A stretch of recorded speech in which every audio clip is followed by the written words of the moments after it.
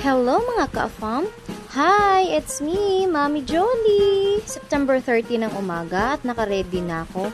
At nandito kami ngayon sa lugar kung saan pupuntahan na namin ang aming assigned school for our courtesy call. First time ko makatungtong sa lugar na ito at nakikita ko na sobrang ganda ng place.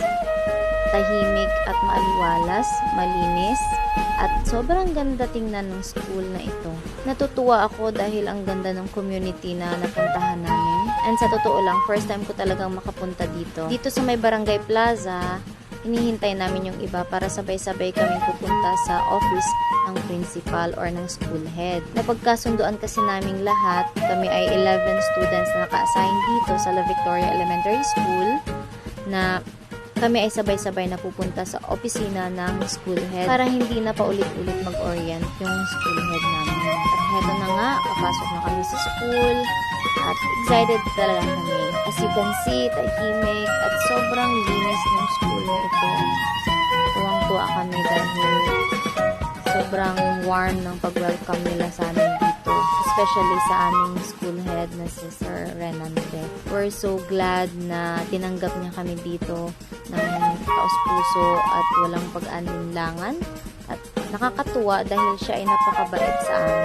Sobrang sarap sa pakiramdam na tinatanggap kami ng maayos at taos-puso ng school head ng eskwelahang ito. At dito, seryoso at sobrang tahimik na nakikinig ang bawat isa. Inikot din kami ni Sir sa bawat classroom upang hindi na kami mahirapan sa aming first day. At para diretso na kami sa mga assigned grade na aming pupuntahan. Nakakatuwa at nakakagalak sa puso dahil ang mga bata ay sobrang tuwang-tuwa silang nakita nila kami. At pati na nga ang mga teachers, thank you talaga sa inyong lahat sa pag-welcome sa amin sa eskwelahang ito. Nakakatuwa at hindi namin ito makakalimutan.